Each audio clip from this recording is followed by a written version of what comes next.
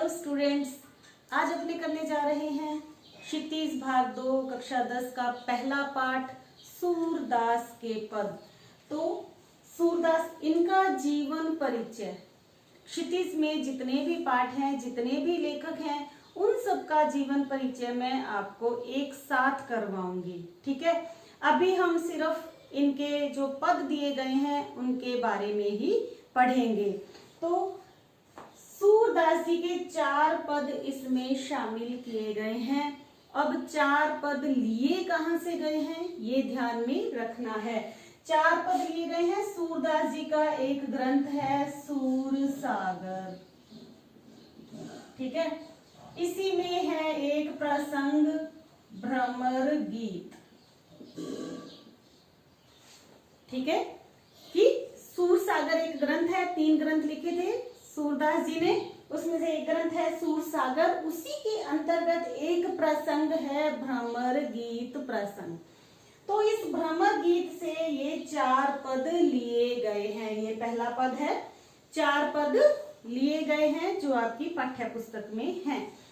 अब देखना ये है कि इसके अंतर्गत है क्या, इसके पीछे की थोड़ी सी कहानी पता होनी चाहिए। हुआ क्या था कि अक्रूर जी जब श्री कृष्ण जी को मथुरा ले गए, तब ब्रज से जब वो मथुरा ले गए, तब गोपियों से वो वादा करके गए कि एक निश्चित अवधि के अंतराल में मैं वापस आ जाऊंगा। लेकिन क्या वो वापस आए? नहीं, वो वापस नहीं आए। वहां मथुरा में उनका एक मित्र था, उनका नाम था उद्धव। उनका नाम क्या था? उद्धव। तो उद्धव के बारे में मैं थोड़ा सा आपको बता दूं कि ये कौन थे। उद्धव इनके मित्र थे श्री कृष्ण जी के, और निर्गुण ब्रह्म को मानने वाले थे। किसको मानने वाले थे? निर्गुण ब्रह्म को मानने वाले थे। निर्गुण और सगुण 2 रूप होते हैं। निर्गुण अर्थात बिना गुण के, और सगुण अर्थात गुणों सहित। निर्गुण निराकार ब्रह्म को मानते थे, ये अपने योग संदेश को मानते थे, ज्ञान को मानते थे। और जो गोपियां थी वो किसकी भक्त थी? वो श्री कृष्ण की भक्त थी, और वो सगुण ब्रह्म की उपासक थी। सगुण अर्थात श्री कृष्ण। श्री कृष्ण एक सगुण रूप है, उनका कोई आकार है, उनके गुण हैं, ठीक है। तो जिसका निश्चित गुण रूप आकार हो वो सगुण, और जिसका कोई आकार, कोई गुण, कोई निश्चित रूप नहीं हो वह क्या है? निर्गुण, ठीक है। तो उद्धव ज्ञान योग को मानते थे, और जो गोपियां थी वो क्या थी? सगुण थी। अब क्या किया? श्री कृष्ण जी ने उद्धव को भेज दिया ज्ञान योग के द्वारा। श्री कृष्ण ने उद्धव को क्या कहा कि जाओ और गोपियों को ज्ञान का, योग का संदेश सुनाकर उनकी विरह अग्नि को शांत कर दो। तो उद्धव जी आ गए हैं किनके पास? गोपियों के पास। और क्या सुनाने के लिए? अपना निर्गुण ब्रह्म का उपदेश सुनाने के लिए। तो अब गोपियों ने आगे से इनका कैसे तर्क सहित खंडन किया। तो ये गोपियों और उद्धव के बीच वार्तालाप का प्रसंग है, जो कि भ्रमर गीत से लिया गया है। तो अब इसका नाम भ्रमर गीत क्यों पड़ा ये भी देखना पड़ेगा। भ्रमर अर्थात भंवरा, ठीक है। अब क्या हुआ? जिस उपवन में गोपियां और उद्धव आपस में तर्क वितर्क कर रहे थे, उसी वक्त एक भंवरा उड़ता हुआ इधर एक फूल से दूसरे फूल पर, दूसरे से तीसरे फूल पर मंडरा रहा था।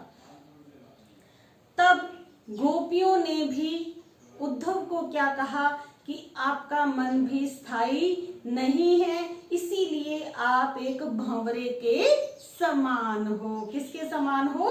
भंवरे के समान हो। तो गोपियों ने इनको क्या कहकर संबोधित किया? भ्रमर कहकर संबोधित किया। तो आपको पता चल गया कि ये कहां से, ये प्रस्तुत पंक्तियां जो हैं वो भ्रमर गीत से ली गई हैं और इसके अंतर्गत गोपियों और उद्धव के वार्तालाप को दर्शाया गया है। तो देखें भाई, पहली लाइन ध्यान से समझना, उधो तुम हो अति बड़ भागी। उधो तुम हो अति बड़ भागी। बड़ भागी से ही क्वेश्चन बन जाएगा सीधा सीधा। बड़ भागी का अर्थ क्या होता है? भाग्यवान। बड़ भागी का अर्थ क्या होता है? भाग्यवान। और यहीं से ही प्रश्न आ जाएगा। क्या प्रश्न बनेगा कि उधो तुम हो अति बड़ भागी। गोपियां क्या कह रही हैं उद्धव से कि तुम तो बड़े भाग्यशाली हो।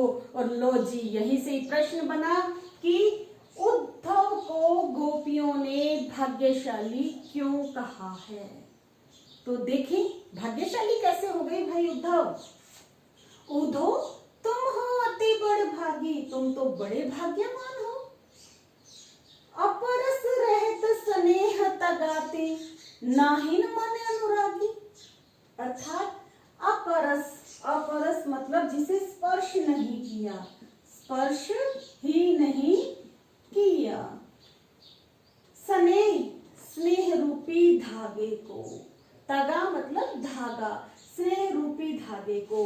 देखें आपने तो स्नेह रूपी धागे को स्पर्श भी नहीं किया। ना ही न मन अनुरागी, ना ही आपके मन में भी कोई अनुराग या कोई प्रेम जागृत है। देखें कि वास्तव में गोपियों ने उद्धव को भाग्यशाली नहीं बल्कि अभागा कहा है, व्यंग्य कसा है गोपियों ने। क्या लिखोगे प्रश्न का उत्तर कि गोपियों ने व्यंग्य कसा है। वास्तव में भाग्यशाली कहते हुए उन्हें वास्तव में क्या कहा है?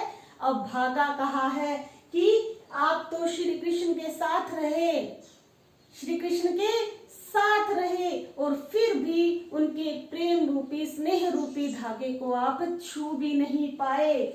आगे देखें, पुरीन पात रहत जल भीतर। एग्जाम्पल दिया, उदाहरण दिया। क्या उदाहरण दिया गोपियों ने? देखो कितना कितना सुंदर उदाहरण दिया कि पुरीन पात, पुरीन अर्थात कमल और पात का पत्ता अर्थात कमल का पत्ता। कितना सुंदर उदाहरण दिया है सूरदास जी ने। देखें, पुरीन पात रहत जल भीतर, जिस तरह से कमल का पत्ता पानी के भीतर रहता है, तारस देह न दागी, उस पर पानी की एक बूंद भी टिक नहीं पाती है। देखिए कमल के पत्ते होते हैं, कमल नाज जो होती है वो एकदम पानी के अंदर से निकलेगी, ऊपर एक बड़ा सा पत्ता होगा और उसके ऊपर कमल का फूल खिला रहेगा। लेकिन पानी का पत्ता जो है पानी के ऊपर है और जैसे ही पानी की एक बूंद पड़ेगी वो लुढ़कता हुआ, जो बूंद है वो लुढ़कते हुए पानी के अंदर समा जाएगी, पत्ते पर टिकेगी नहीं। तो इसीलिए इन्होंने कहा है कि पुरीन पात रहत जल भीतर, तारस देह न दागी, कि जिस तरह से आप तो हे उद्धव, आप तो उसके समान है। किसके समान? कमल के पत्ते के समान है, जो पानी में रहते हुए भी उस पर एक बूंद भी नहीं टिक सकती। आ गया समझ में? अच्छी तरह से समझ लेना। एक उदाहरण तो ये दे दिया जी।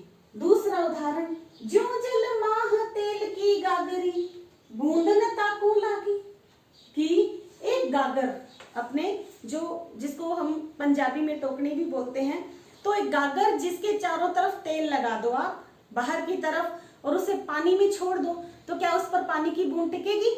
नहीं टिकेगी, बिल्कुल नहीं टिकेगी। तो देखें कि हे उद्धव, आप तो उसके समान हैं। किसके समान? जो जल माह तेल की गागर, जिस तरह से तेल लगी गागर को पानी के अंदर डाल देते हैं, उस पर बूंद न ताको लगी, एक भी बूंद नहीं टिक सकती है। गागर पर एक भी बूंद नहीं लगेगी। तो यहीं पर क्या बन जाएगा? प्रश्न बन जाएगा। प्रश्न क्या बनेगा? देखो कि कौन कौन से उदाहरणों से गोपियों ने उद्धव को तर्क दिए? कौन कौन से उदाहरण दिए कि किसके समान है उद्धव? एक तो कमल के पत्ते के समान है कि वो जल के भीतर है, फिर भी उस पर एक बूंद भी नहीं टिक सकती। और दूसरा उदाहरण क्या दिया? तेल लगी गागर के समान है, जिस पर पानी की एक बूंद भी नहीं टिक सकती है। तो 2 प्रश्न आपके 1 मिनट में तैयार हो गए हैं। देखो आगे। प्रीति नदी में पाँव न बोरियो, दृष्टि न रूप परागी, कि आपने तो प्रीति रूपी नदी, कौन सा अलंकार आ गया? रूपक अलंकार आ गया है कि आपने तो प्रीति रूपी नदी में पांव भी नहीं डुबाया। कि श्री कृष्ण के पास थे, प्रेम से भरी हुई नदी के समान है श्री कृष्ण, कि आपने तो उसमें पांव भी नहीं डुबोया। दृष्टि न रूप परागी, ना ही आपकी दृष्टि में ही कोई प्रेम भरा हुआ है। आगे देखिए। सूरदास अबला हम घोरी, गुर चांटी जो पागी। सूरदास जी क्या कहते हैं कि गोपियां उद्धव से कह रही हैं कि हम तो अबला और भोली हैं। हम कैसी हैं? अबला और भोली हैं। और कैसे चिपकी हुई हैं? कैसे श्री कृष्ण के स्नेह के प्रेम में बंधी हुई हैं? गुड़ चांटी ज्यों पागी, जिस तरह से गुड़ अर्थात गुड़ से चींटियां चिपक जाती हैं, उसी तरह से हम गोपियां श्री कृष्ण के प्रेम से बंधी हुई हैं।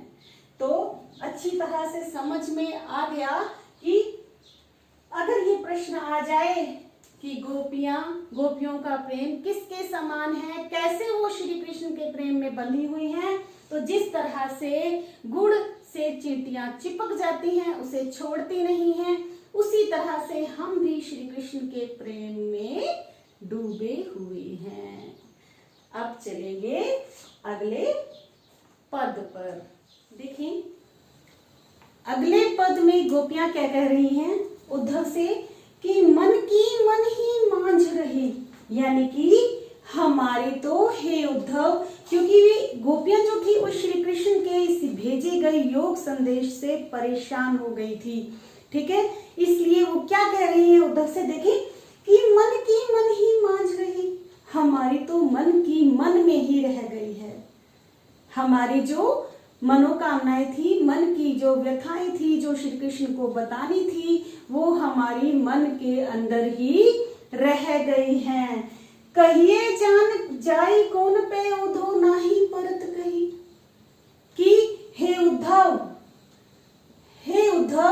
हम अपने मन की व्यथा को किसको जाकर कहें, ना ही परत कही। हम तो किसी और से अपने मन की व्यथा को कह ही नहीं सकते। ठीक है, जो श्री कृष्ण थे वो तो चले गए और ऊपर से क्या भेज दिया? योग संदेश भेज दिया। ठीक है, इसलिए जो गोपियां थी वो श्री कृष्ण से उपेक्षित हो चुकी थी और उन्होंने क्या बोला उद्धव से कि हमारी तो मन की मन में ही रह गई है। कहिए जाए कौन पे उद्धव, कि हम अपने मन की व्यथा को किससे जाकर कहें, ना ही परत कही, किसी और से हम नहीं कह सकते। अवधि आधार आस आवन की, अवधि आधार आस आवन की, तन मन बिथा सही। कितनी सुंदर लाइन है, देखिए कि श्री कृष्ण हमें एक अवधि देकर गए थे, अवधि आधार, जो अवधि हमें लौट कर आने की देकर गए थे, वही आधार था किसका, वही आस थी किसकी? उनके आने की। हमारे जो हमें अवधि देकर गए थे, उसी अवधि को हमने अपने जीने की आस बना रखा था। वही हमारे जीने का आधार थी कि वे निश्चित अवधि के अंतराल में लौट कर आ जाएंगे। और इसी कारण जो अवधि वो देकर गए थे लौट कर आने की, इसी कारण हमने तन मन बिथा सही, हमने अपने तन की और मन की बिथा अर्थात व्यथा व्यथा को सहन कर लिया। तन और मन की व्यथा को हमने सहन कर लिया। अब इन जोग संदेशनी सुनी सुनी बिरहनी बिरह दही। बिरहिणी कौन होती है? जो अपने प्रेमी के विरह में, यानी कि जब उसका प्रेमी चला जाता है कहीं, एक विरहिणी का या प्रेमी कहीं बाहर चला जाता है तो उसके विरह में वह दिन रात रोती रहती है, उसे कहते हैं विरहिणी। ठीक है, देखें अब इन जोग संदेशनी सुनी सुनी। अब ऊपर से तुम्हारा ये योग संदेश, जोग अर्थात योग, अब तुम्हारा ये योग संदेश सुन सुन कर बिरहिनी बिरह दही, हमारी जो विरह की अग्नि है, हम विरहिणियों की जो विरह की अग्नि है वो और भी ज्यादा बढ़ गई है। चाहती हुती गुहारी जित ही ते उतते दाग बही। हम तो अपनी रक्षा के लिए गुहार कर रही थी श्री कृष्ण से कि वो लौट कर आ जाएं। हम चाहती होती, हम तो क्या चाह रही थी कि हम गुहार करें कि हमारी रक्षा के लिए श्री कृष्ण लौट आए। उतते धार बही, बल्कि उन्होंने तो योग संदेश की प्रबल धारा ही बहा दी। किसके माध्यम से? उद्धव के माध्यम से। ध्यान से समझना इस लाइन को कि हम तो रक्षा की पुकार कर रहे थे श्री कृष्ण से, ऊपर से श्री कृष्ण ने योग संदेश की प्रबल धारा ही बहा दी। सूरदास अब धीर धरहि क्यों मर ज्यादा न लही। गोप सूरदास जी कहते हैं कि गोपियां उद्धव से कह रही हैं कि अब हम धैर्य क्यों धारण करें, अब धीर धरहि क्यों, अब हम धैर्य क्यों धारण करें कि मर ज्यादा न लही। श्री कृष्ण ने तो प्रेम की सारी मर्यादाएं तोड़ दी।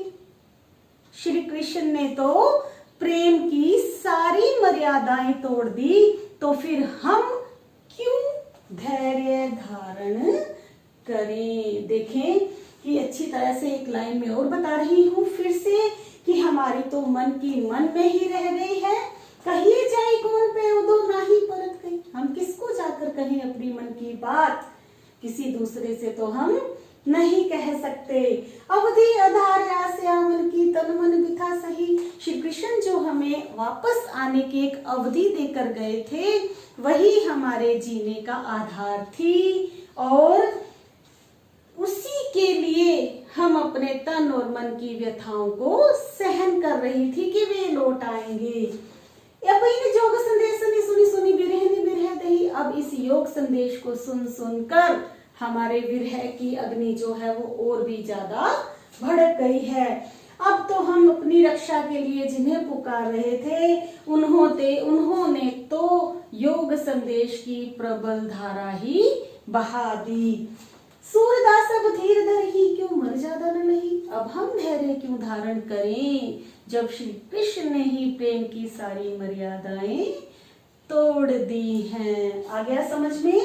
अवधि आधार आस आवन की, जहां पर एक जैसे वर्ण की पुनरावृत्ति हो, वहां पर कौन सा अलंकार होता है? अनुप्रास अलंकार होता है। तो जब अलंकार करवाऊंगी तब आपको ये करवा दूंगी। अब चलेंगे हम अगले पद की ओर। अगला पद देखें कि हमारे हरि हारिल की लकड़ी। ध्यान से समझना, हारिल क्या होता है? एक विशेष प्रकार का ये पक्षी है, और ये अपने पैरों में एक लकड़ी, एक विशेष प्रकार की लकड़ी को दबाए रखता है और उसे छोड़ता नहीं है। तो गोपियां क्या कह रही हैं उद्धव से? कह रही हैं कि हमारे हरि, हमारे श्री कृष्ण हारिल की लकड़ी, हारिल की लकड़ी के समान है, हारिल पक्षी की लकड़ी के समान है। जिस तरह से हारिल पक्षी जो है वो उस लकड़ी को कभी भी छोड़ता नहीं है, उसी तरह से हमने भी श्री कृष्ण को दृढ़ता से पकड़ के रखा हुआ है, अर्थात हमारे मन में जो है वो सिर्फ और सिर्फ श्री कृष्ण ही समाये हुए हैं। मन क्रम वचन नंद नंदन उर, यह दृढ़ करी पकड़ी। देखें ध्यान से कि मन से, क्रम से, वचन से, नंद नंदन उर, नंद के नंदन को, नंद के नंदन अर्थात श्री कृष्ण की हमने मन से, क्रम से और वचनों से नंद के नंदन को, श्री कृष्ण को उर मतलब हृदय में बसा रखा है। यह दृढ़ करी पकड़ी, और इसे दृढ़ता से पकड़ रखा है। ध्यान से समझना कि हमारे जो श्री कृष्ण हैं हारिल पक्षी की उस लकड़ी के समान है, जिसे वो पक्षी कभी भी नहीं छोड़ता है। उसी तरह से हमने श्री कृष्ण को मन से, क्रम से और वचन से दृढ़ता से पकड़ रखा है। यहीं पर प्रश्न बन जाएगा कि जो गोपियां हैं उनके श्री कृष्ण जो है वो किसके समान है। तो आपको लिखना है कि वो हारिल पक्षी की लकड़ी के समान है। जिस तरह से वो उसे नहीं छोड़ता है, उसी तरह से गोपियां भी श्री कृष्ण को नहीं छोड़ती हैं। मन से, क्रम से, वचन से नंद के नंदन को, यानी कि श्री कृष्ण को उन्होंने हृदय में बसा रखा है। जागत सोवत स्वप्न दिवस निसी, जागत जागते हुए, सोवत सोते हुए, सपनों में, दिवस अर्थात दिन में, निसी अर्थात रात में। तो देखिए कितनी अच्छी लाइन है कि जागत सोवत स्वप्न दिवस निसी, कान्हे जकरी, जक अर्थात रटना, कान्हे अर्थात श्री कृष्ण कि जागते, सोते, सपने में, दिन में, रात में हम कान्हा कान्हा को ही रटती रहती हैं। सुनत जोग लागत है ऐसो, जो करुई ककरी, कि अरे उद्धव आपका योग संदेश तो हमें किसके समान लगता है?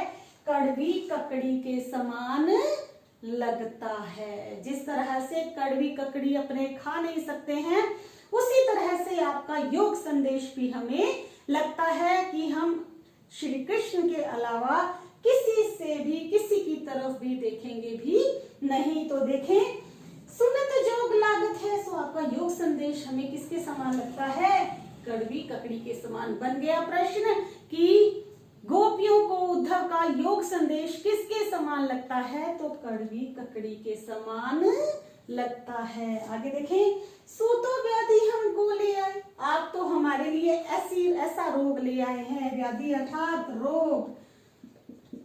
आप हमारे लिए, हे उद्धव, आप हमारे लिए ऐसा रोग ले आए हैं जो ना हमने देखा, देखी सुनी न करी, ना हमने देखा ना हमने सुना। ऐसा योग संदेश आप हमारे लिए ले आए हैं। यह तो सूर दिन ही ले सौंपो, जिनके मन चक्री। सूरदास जी कहते हैं कि गोपियां उद्धव से कह रही हैं कि ये योग संदेश जाकर उनको सौंपो।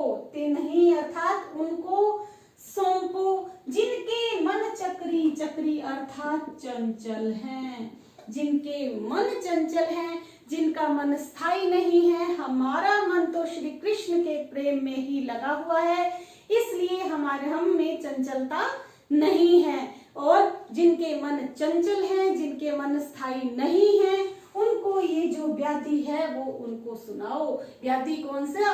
योग संदेश रूपी जो व्याधि आप हमारे लिए लाए हो, वो उनको जाकर सौंपो जिनके मन चंचल हैं। आ गया समझ में अच्छी तरह से? तो इसी में से ही कितने सारे प्रश्न आपके बन गए हैं और सॉल्व भी हो गए हैं। चले अगले पद पे अपन लास्ट और अंतिम पद पे चलेंगे कि आगे क्या कहती हैं गोपियां उद्धव। अगला पद देखिए, हरि है राजनीति पढ़ी आए, कि गोपियां उद्धव से क्या कह रही हैं कि हमें तो ऐसा लगता है कि श्री कृष्ण जो है उन्होंने राजनीति पढ़ ली है। राजनीति में क्या होता है पता ही है आप सबको कि उन्होंने राजनीति पढ़ ली है। समझी बात कहत मधुकर के, कि मधुकर, मधुकर कौन, मधुकर का अर्थ क्या होता है भंवरा, और भंवरा किसे कहा है मैंने शुरू में ही बताया था, भंवरा कहा है उद्धव को, कि हे उद्धव, हे मधुकर, हमने आपकी बात को समझ लिया है अच्छी तरह से और सारा का सारा समाचार पा लिया है। समाचार सब पाए, सारा समाचार हमने पा लिया है कि श्री कृष्ण जो हैं उन्होंने राजनीति पढ़ ली है। इकते चतुर होते पहले ही अब गुरु ग्रंथ पढ़ाए, कि एक तो पहले से ही चतुर थे श्री कृष्ण, कैसे थे पहले से ही चतुर थे और अब तो उन्होंने बड़े बड़े ग्रंथ पढ़ लिए हैं। यहाँ गुरु का अर्थ है बड़े, यानी कि उन्होंने अब बड़े बड़े ग्रंथ भी पढ़ लिए हैं। बड़ी बुद्धि जानी जो उनकी, जोग संदेश पठाए, पठाए अर्थात भेजना, पठाए अर्थात भेजना, कि बड़ी बुद्धि जानी जो उनकी, बड़ी बुद्धि है उनकी तो भाई, कि उन्होंने योग संदेश भेज दिया हमारे लिए। ठीक है, बहुत बुद्धि आ गई है उनमें तो। उधो भले लोग आगे के परहित डोलत धाये, कि हे उद्धव, भले लोग आगे के, आगे का मतलब है पहले के, यहाँ समझना है अच्छी तरह से, आगे का मतलब पहले के, कि हे उद्धव, पहले के जो लोग होते थे वे बहुत भले होते थे। परहित डोलत धाये, कैसे होते थे, परहित अर्थात पर अर्थात दूसरा, दूसरों के हित के लिए डोलते फिरते थे। कि हे उद्धव, पहले के लोग बहुत ही भले होते थे जो दूसरों के हित के लिए डोलते फिरते थे। अब अपने मन फेर पाई है चलत जो होते चुराए, हमें तो अपना मन वापस चाहिए, हमें हमारा मन वापस चाहिए जो श्री कृष्ण जाते वक्त चुरा कर ले गए थे। अब हमें हमारा मन वापस चाहिए। ते क्यों अनीति करे आपनु, जे और अनीति छुड़ाए, वे हमसे ही अन्याय कर रहे, अनीति कर रहे हैं। राजा का कर्तव्य क्या होता है कि लोगों की पालना करे, उनके कुछ कर्तव्य होते हैं कि वे अन्याय से प्रजा की रक्षा करें, लेकिन वे तो हमारे साथ ही क्या कर रहे हैं, अन्याय कर रहे हैं। राजधर्म तो यह सूर जो प्रजा ने जाहि सताए, कि राजा का तो यही धर्म है। सूरदास जी क्या कह रहे हैं कि गोपियां उद्धव से कहती हैं कि राजा का तो यही धर्म है जो प्रजा को सताए नहीं, अर्थात राजा का क्या कर्तव्य है कि अन्याय से लोगों की रक्षा करे, उस प्रजा को सताए नहीं। लेकिन श्री कृष्ण तो हमारे साथ ही अन्याय कर रहे हैं, इसलिए हे उद्धव, जाइए और श्री कृष्ण को समझाइए कि वे हमारे पास लौटकर वापस आ जाएं। तो ये थे सूरदास जी के पद। अब इसमें से प्रश्न क्या बनता है कि राजा का धर्म क्या है, राजा का धर्म क्या है कि जो प्रजा को सताए नहीं। और भी प्रश्न बन सकते हैं कि श्री कृष्ण पहले के लोग कैसे होते थे, तो ये पता होना चाहिए आपको कि पहले के लोग भले होते थे जो दूसरों के हित के लिए डोलते फिरते थे, मारे मारे फिरते थे दूसरों का भला करने के लिए। तो आगे आपको समझ में सूरदास जी के पद। आगे हम अगले लेसन के लिए फिर मिलेंगे, बने रहिए मेरे साथ। Thank you, have a nice day.